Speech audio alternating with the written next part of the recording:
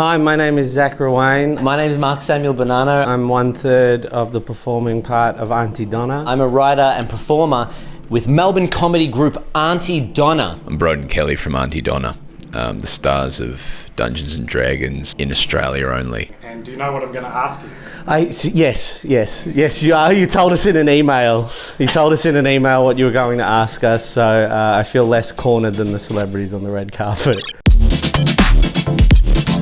Mulholland Drive. I saw it when I was about 12 and my parents made me close my eyes during the rude bits. That's the movie that made me realise that films don't have to make sense, they can make an emotional sense, take you places that you never realised. So it really opened my mind at 12 years old, so that's been one of my favourites since then. Adaptation, written by Charlie Kaufman, directed by Spike Jonze. Everything I look for in a film. I love sad, broken, fucked up characters. Comedies that are disguised as dramas. Nick Cage gives one of the greatest performances on film ever done. To play two characters the way he does makes it look like that'd be easy. Number one is Monty Python and the Holy Grail. It is the funniest film.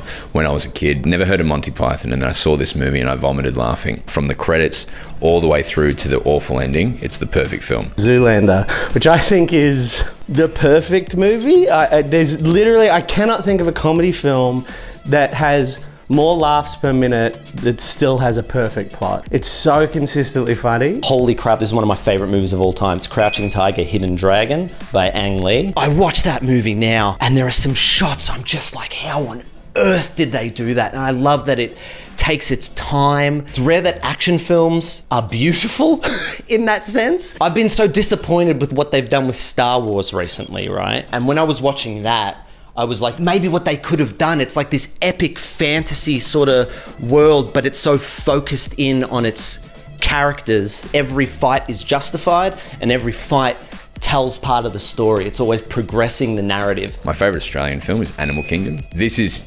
definitive Ben Mendelsohn. Outside of Australia, no one knew who Ben Mendelsohn was before this film, and now he's in every film because of this film. Number 3 is Paris is Burning. It's definitely my favourite documentary. It's just so good. It's such an interesting little pocket of society. It's so well captured. Funny, it's iconic, but it's also really sad and beautiful. It's just everything a documentary should be, I think. Speed Racer. Everyone I went and saw it with was like, well, that was the biggest piece of shit I've ever seen. And I immediately went and bought another ticket and watched the next session of it because I loved it so much. And it's been very cool to see on YouTube all these video essays that have come out recently that sort of are reevaluating that film and what's so special about it. Death of Stalin, I put on one day, I was like, I'm not going to like this movie. And then I watched it, I was like, well, that's possibly the perfect satire comedy ever made, but it looks fantastic and it's really, really, really, really, really funny. I'll go with an Australian one and I will say Road Games. You know, the label of Ozploitation makes things seem like they're a little bit trashier, a little bit more exploitative than maybe they are. It's just an incredibly well-made film, and